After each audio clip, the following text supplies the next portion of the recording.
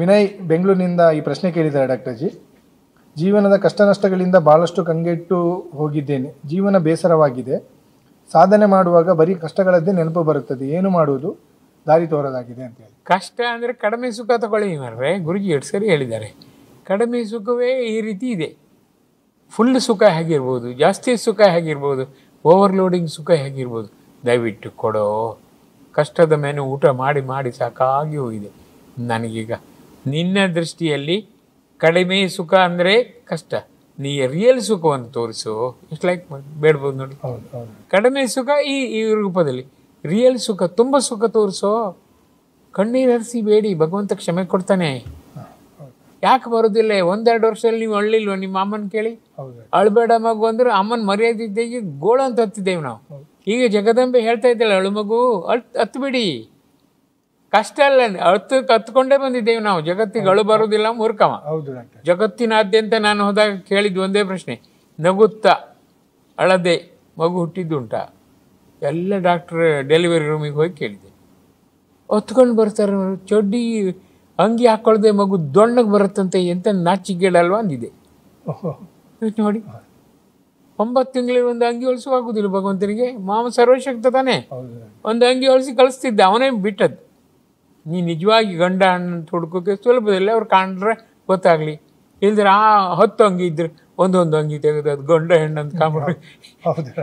ಎಷ್ಟು ಕಷ್ಟ ಆಗ್ತೈತಿ ಯೋಚನೆ ಮಾಡಿ. ಯಾರಿಗೂ ಆ ಕಷ್ಟ ಆಗಬಾರ್ದು. ಮತ್ತೊಂದು ಸುಖ ಅಂದರೆ ಅಂತ್ಯಕಾಲದಲ್ಲಿ ಯಾಂತ ಕಷ್ಟ ಆದರೂ ಕಣ್ಣೀರಿನಲ್ಲಿ ಭಗವಂತ ಸಿಗ್ತಾನೆ, ನೆರವಿಗೆ ಬರ್ತಾರೆ. ಒಂದು ಮಗು ರಸ್ತೆಯಲ್ಲಿ ಸುಮ್ಮನೆ ಅಳ್ತಾ ಇರಲಿ, ಜನ ಮುತ್ಕೊಳ್ಳೋದಿಲ್ವಾ? ಜನರಿಗೆ ಏನು ಲಾಭ ಅದರಿಂದ? ಭಗವಂತ ಇನ್ಸ್ಟಿಂಕ್ಟ್ ಆಗಿ ಅವರಲ್ಲಿ ಪ್ರೇರಿಸುತ್ತಾನೆ, ಹೋಗಿ ವಿಚಾರಿಸು. ಕಣ್ಣೀರು ಬಂದಿದೆ, ಏನೋ ಸಮಸ್ಯೆ ಇದೆ, ನೀವು ವಿಚಾರಿಸು. ನಮ್ಗೆ ಲಾಭ ಇರಲಿಂದ ಅಷ್ಟೇ, ನಾವು ವಿಚಾರಿಸೋದಿಲ್ವಾ?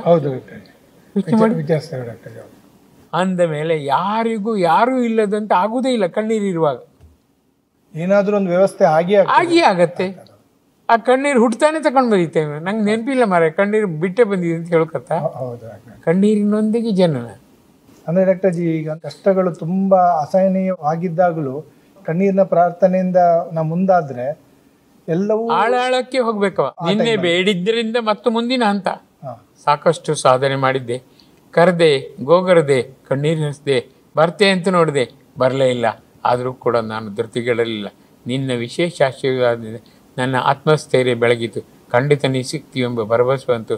ತುಂಬಿದ ಭರವಸೆಯಿಂದ ಬಿಲೀಫ್ನೊಂದಿಗೆ ರಿಲೀಫಿಗಾಗಿ ಬೇಡಿದ್ದೇನೆ. ದೇವ ಬಾರೋ, ಮುಂದೆ ಹಾಕಬೇಡವೋ, ನೀನು ಅಬ್ಸೆಂಟ್ ಆಗಬೇಡವೋ, ದೂರ ಓಡಬೇಡವೋ, ನಿನಗಾಗಿ ಕಾದಿದ್ದೇನೆ. ಬರುವೆಯಾ?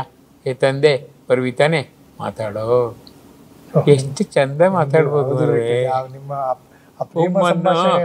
ಹೂಮನ್ನು ಬೇಡವೋ, ದಮ್ಮಯ್ಯ ಹೇಳೋ. ಕಷ್ಟವನ್ನು ನಾನು ಪ್ರತಿ ಹಂತದಲ್ಲೂ ವಿವರಿಸಿ ಸಾಕಾಗಿ ಹೋಗಿದೆ. ಕಷ್ಟವೇ ನಷ್ಟವಾಗಿ ಅದೇ ಆನಂದದ ಇನ್ನೊಂದು ರೂಪ ಅಂತ ರಾತ್ರಿ 12 ಗಂಟೆಗೆ ಬಂದು ತೋರಿಸಿಕೊಡೋ, ಒಂದು ಮಾತು ಹೇಳೋ. ಕಾಯ್ತಾ ಇರ್ತೇನೆ 12:20ಕ್ಕೆ 24ಕ್ಕೆ. ದಯಮಾಡಿ ನೀನು ಮಗು ಅಂತ ಕರಿಬೇಡ, ಇದು ದಾರಿ ಅಂತ ಹೇಳಿ ಓಡಿ ಹೋಗು. ನಾವೇ ಅವನಿಗೆ ದಾರಿ ತೋರಿಸೋದು.